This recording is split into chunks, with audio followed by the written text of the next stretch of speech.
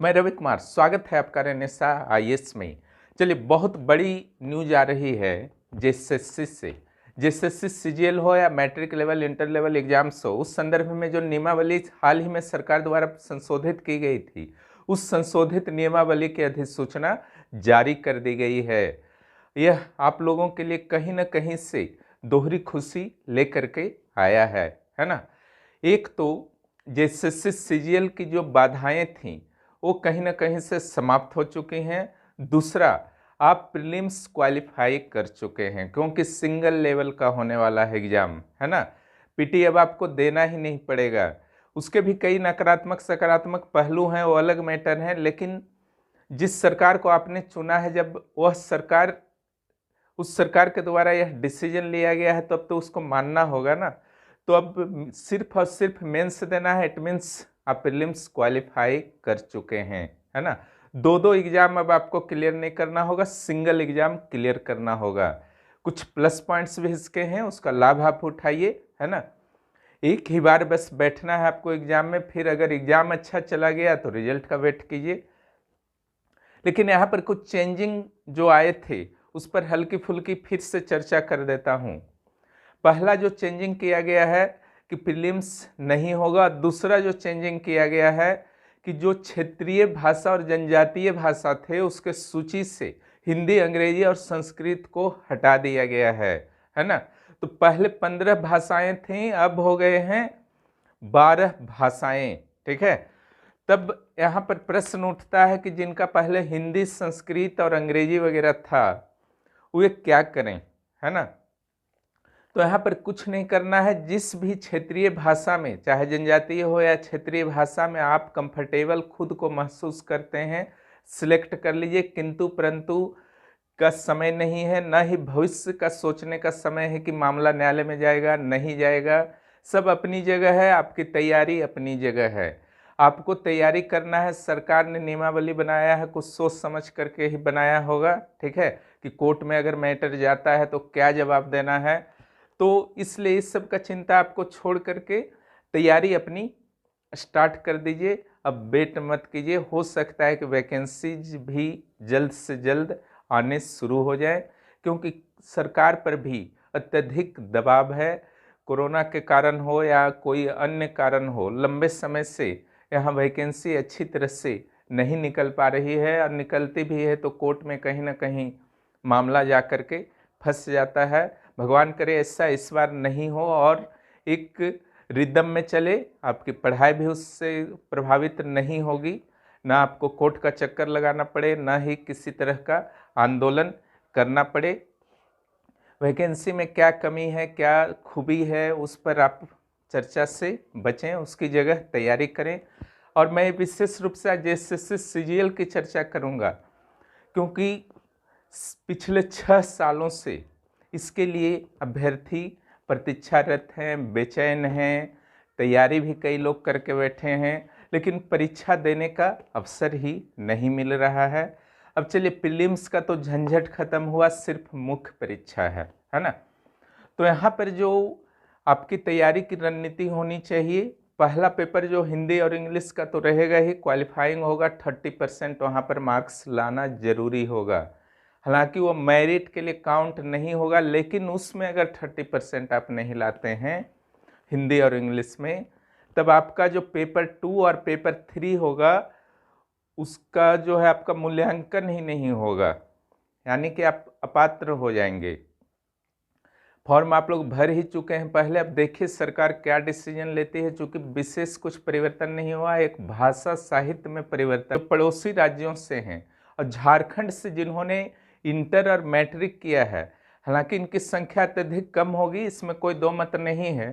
तो अगर यहाँ से किया है इंटर और मैट्रिक झारखंड से, तो वे भी पात्र होंगे जेएसएससी सीजीएल के लिए। लेकिन पंचायत सचिव हो या मैट्रिक लेवल के एग्जाम्स के लिए मैट्रिक पास करना जरूरी है झारखंड से, है ना। और उसके लिए जिलावार क्षेत्रीय भाषाएं, उसकी सूची आपने देख ही ली हैं।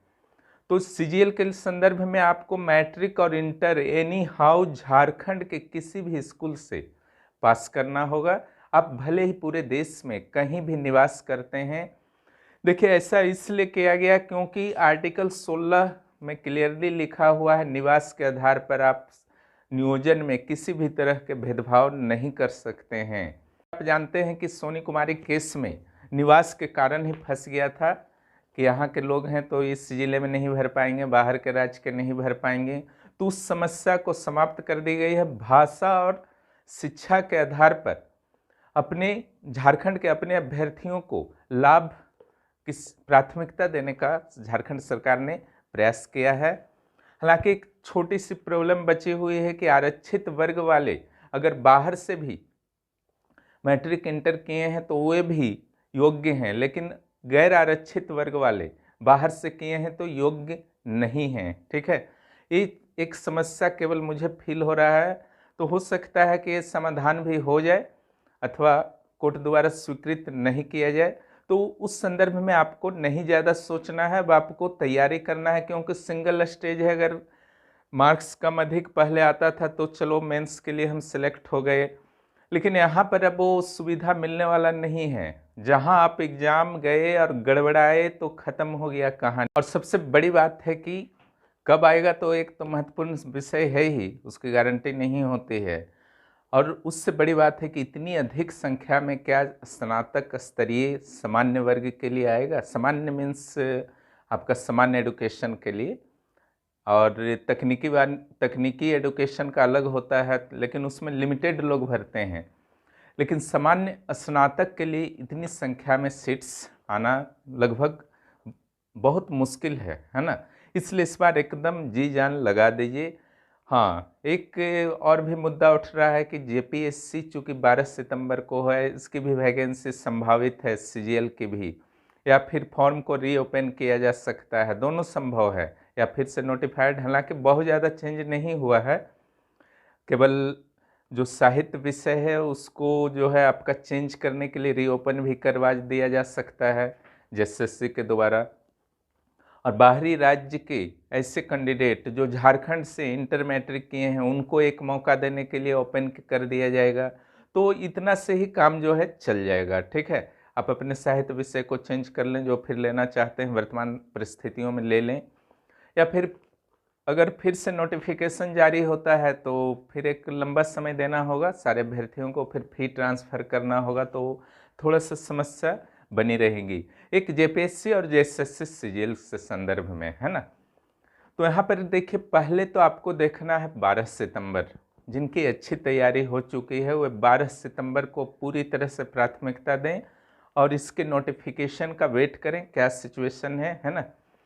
यहाँ पर अभी मैं थोड़ी सी चर्चा जेएसएससी सिलेबस की करूँगा और किस तरह से जेपीएससी प्रारंभिक परीक्षा की तैयारी आपको बहुत ज़्यादा इसमें हेल्प कर देगा, वो आपको पूरी तरह से यहाँ पर क्लियर हो जाएगा। फिर आपके मन से पूरी तरह से डर निकल जाएगा कि जेएसएससी सीजीएल और जेपीएससी की तैयारी साथ नहीं हो सकती है। मैं हमेशा यही सलाह दूंगा। हाँ, दूसरे आयोग में आपको अभी जाने की ज़रूरत नहीं है। अगर आपके अपने राज्य में वैकेंसी जा रहे हैं तो जेएसएससी सीजीएल कीजिएगा, जेपीएससी कीजिएगा, थोड़ा बीपीएससी दे लेते हैं, थोड़ा यूपीपीसीएस दे लेते हैं, सीजीपीएससी दे देते हैं, या फिर सेंट्रल वाला कुछ। तो ये चक्कर में मत पड़िए, पहले यहाँ पर थोड़ा सा क्लियर कर लीजिए। मैंने बार बार कहा है कि जेएसएससी और जेपीएससी इसके सिलेबस को एक बार फिनिश करके आपको जहाँ भी फिर एग्ज़ाम देना है दीजिए, ठीक है। लेकिन यहाँ के सिलेबस को एक बार फिनिश कर लीजिए अगर आप झारखंड राज्य से संबंध किसी भी रूप में रखते हैं, ठीक है। तो अगर सिलेबस की बात की जाए तो यहाँ पर आपको पता ही है डबल स्टेज से सिंगल स्टेज हो गया है, तो प्रीलिम्स का सिलेबस का कोई मैटर नहीं रह गया है ना। तब पहला आता है यहाँ पर जो पेपर रहेंगे आपके, तो पहला पेपर होगा 30 मार्क्स हिंदी और अंग्रेजी का, जिसमें 30% लाना है, तो उस पर चर्चा नहीं करेंगे, है ना। अनुच्छेद आधारित, व्याकरण आधारित, हिंदी इंग्लिश में यही सब रहता है। 30% आप ले ही आएंगे, मैट्रिक लेवल का होता है, सिंपल सा बात है। और दूसरा जो आपका होगा इम्पोर्टेंट पार्ट है सामान्य ज्ञान। सामान्य ज्ञान निश्चित रूप से टफ माना जा सकता है जैसे सीजीएल का, क्योंकि बहुत हर पक्ष को यहाँ पर जो है इंक्लूड किया गया है, इसमें कोई चेंजिंग नहीं लाया गया है। इसमें है क्या, तो टोटल 150 प्रश्न है, एक प्रश्न के लिए 3 मार्क्स होंगे, 450 मार्क्स हो गए। जिसमें सामान्य ज्ञान है ना, उसमें 30 मार्क्स रहेंगे, जिसमें विज्ञान इंक्लूड नहीं होगा। सामान्य ज्ञान 30 मार्क्स का हो चाहे 100 मार्क्स का हो, रहेगा सारा का सारा चीज, है ना। भारत का इतिहास, भारत में राष्ट्रीय आंदोलन जो 1857 टू 1947 तक, भारत का भूगोल, भारत का राजनीतिक व्यवस्था और संविधान, है ना, भारत का अर्थव्यवस्था, भारत का पर्यावरण रिलेटेड मुद्दा, पंचवर्षीय योजना हो गया, है ना, नीति आयोग अभी रख सकते हैं। इसके अलावा जो आपका विज्ञान सेक्शन है, यहाँ से 20 प्रश्न रहेंगे और जीएस से 30 प्रश्न। मार्क्स हो गया जीएस से 90 और विज्ञान से हो गया 60 मार्क्स। गणित से 20 प्रश्न रहेंगे और रीजनिंग से 20 प्रश्न, कंप्यूटर से 20 प्रश्न। कंप्यूटर के कई टेस्ट्स मैं ले चुका हूँ, केवल एमएस ऑफिस वाले टेस्ट बचे हुए हैं। ज्यामिति तो मैंने ख़त्म ही करा दिया है। उसके टेस्ट जो अब शुरू होंगे, मेंबर्स के लिए शुरू होंगे और मैं ओपन बीच बीच में करता रहूँगा सारे सब्सक्राइबर के लिए। झारखंड में 40 मार्क्स, देखिए बहुत इम्पोर्टेंट है और इससे कमतर मत आंकिएगा जेपीएससी से, है ना, क्योंकि अभी जो मैं सिलेबस बताने वाला हूँ, आप खुद अभी टैली कीजिएगा जेपीएससी पेपर 2 के सिलेबस को। वहाँ 110 मार्क्स के झारखंड आने वाले हैं, सॉरी 110 प्रश्न आने वाले हैं। 200 प्रश्न आएंगे ना जेपीएससी पीटी में, उसमें 110 प्रश्न झारखंड के रहेंगे। यहाँ 150 में 40 प्रश्न झारखंड के रहेंगे, यानी कि 120 मार्क्स के। बहुत अधिक वेटेज है, बस इतना समझ लीजिए। और करेंट अफेयर्स का भी महत्व दिया गया है आपका सामान्य ज्ञान में, जो झारखंड का करेंट अफेयर्स होगा और इंटरनेशनल नेशनल होगा। झारखंड के करेंट अफेयर्स में कार्ड के रूप में दे ही रहा हूँ। एग्ज़ाम अगर इसी साल होता है तो मैं फिर और 4-5 माह का करेंट अफेयर्स दे दूंगा, तो काम खत्म हो जाएगा। और इधर आपका जो है झारखंड का भूगोल और राजनीति भी रहेगा आपका सामान्य ज्ञान में, ठीक है। यहाँ पर भी 2-3 प्रश्न और इंक्लूड कर दिया गया है सामान्य ज्ञान में भी, ध्यान रखिएगा।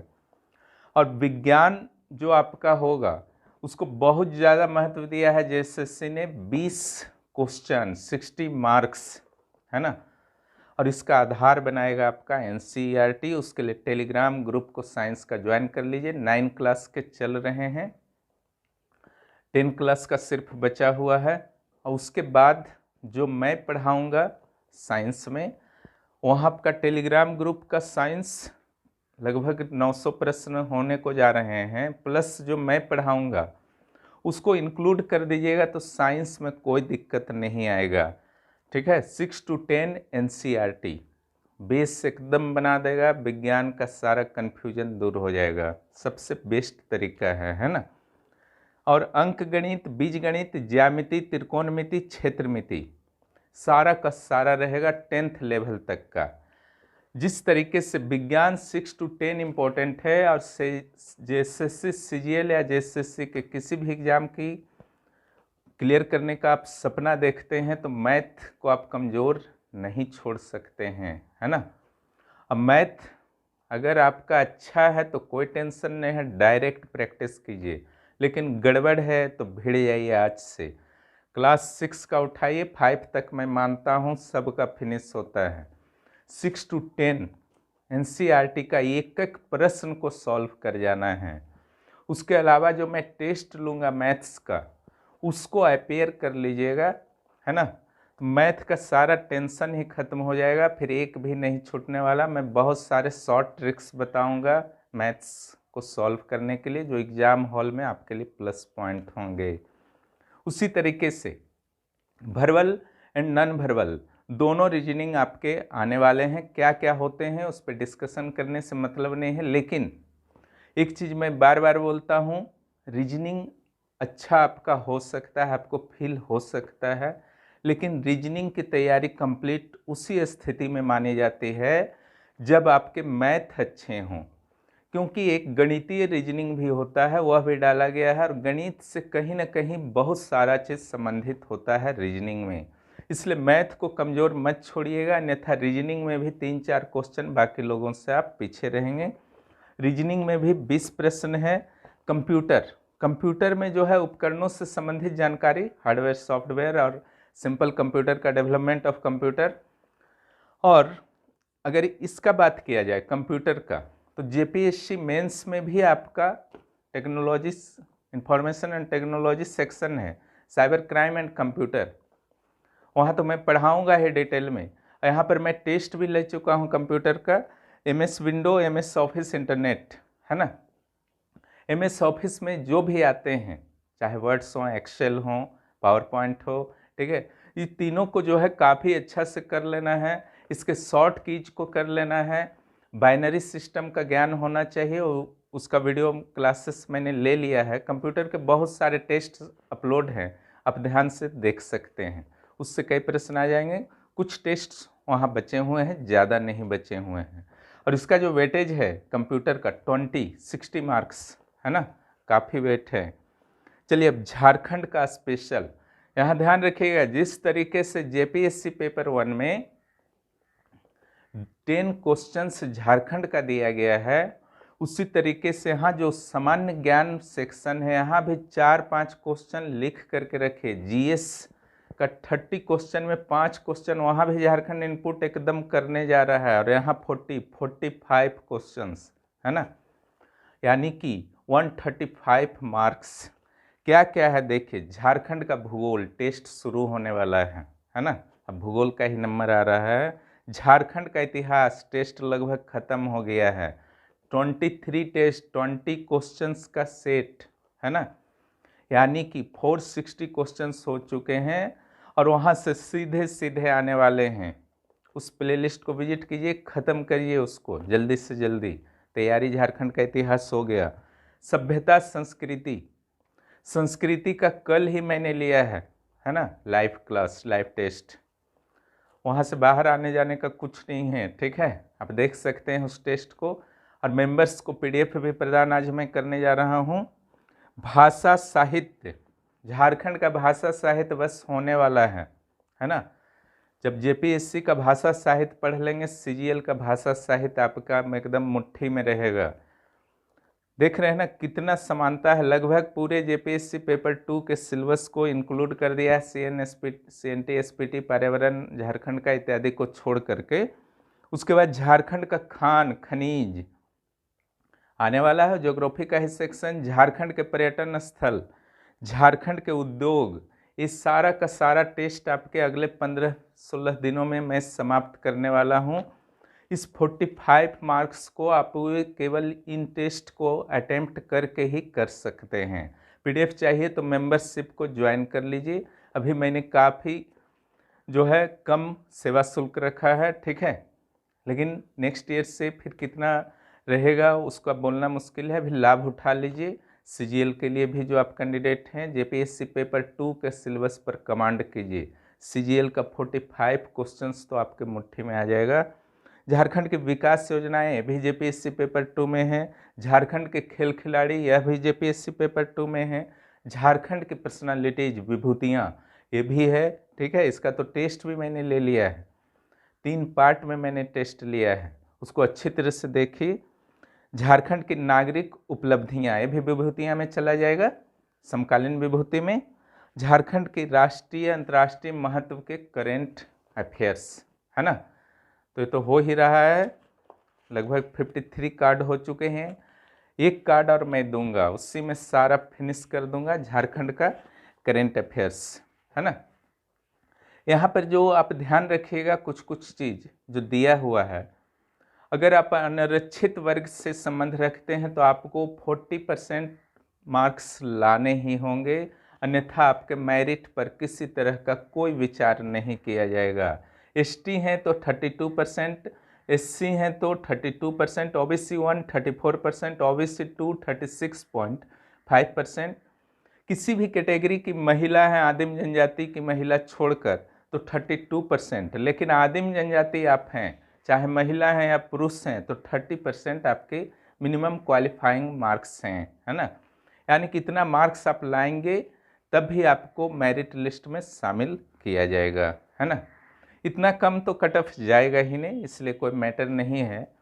उसके अलावा यहाँ पर एक चीज़ और है, अगर समान प्राप्तांक हो जाता है फाइनल रिजल्ट तैयार करने के दौरान, है ना, अगर फाइनल रिजल्ट तैयार करने के दौरान समान प्राप्तांक प्राप्त करते हैं दो कैंडिडेट, ठीक है, 100 मार्क्स का तो आपका साहित्य रहेगा 100 क्वेश्चन और 150 क्वेश्चन जीके रहेगा, तो टोटल आपका हो गया यहाँ 450 मार्क्स और वहाँ पर 300 मार्क्स, तो 750 मार्क्स।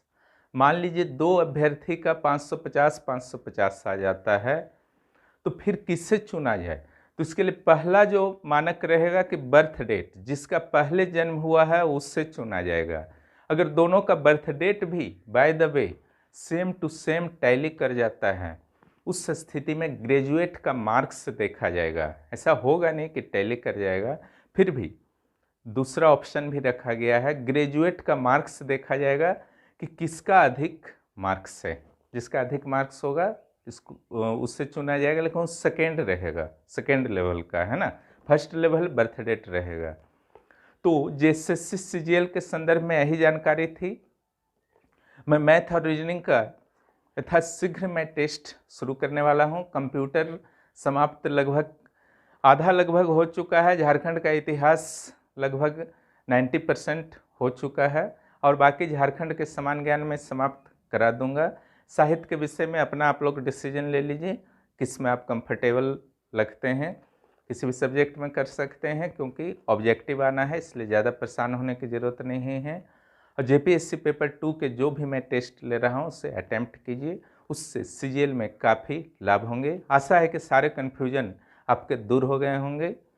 और मेहनत कीजिए, मेहनत का कोई भी विकल्प नहीं होता है और शॉर्टकट तरीका के चक्कर में मत पड़िए, क्योंकि इससे आपके स्कोर डाउन होंगे।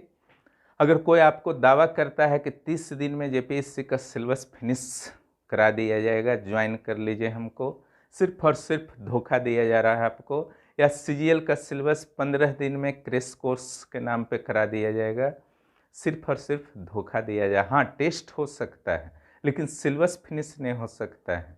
क्रैश कोर्स या कैप्सूल कोर्स आपको उसी सिचुएशन में लाभ दे सकता है जब आपका पहले से फिनिश है, तब शायद ज़रूरत ही नहीं है। फिर भी आपको लगता है चलो रिवीजन के लिए ज्वाइन कर लेते हैं, तो उस मार्गदर्शक गाइडर या टीचर में भी यह कैपेबिलिटी होनी चाहिए कि 15 से 20 रोज में आपको केवल ध्यान, आपके जैसे स्टूडेंट्स को ध्यान में रखते हुए वो रिवीजन करवा दे। अन्यथा फिर वो कोर्स बेकार है आपके लिए। आपका जो अंत में आप कंसंट्रेट होकर के पढ़ते, वहाँ पर डिस्टर्ब हो गए तो आपको नुकसान हो जाएगा।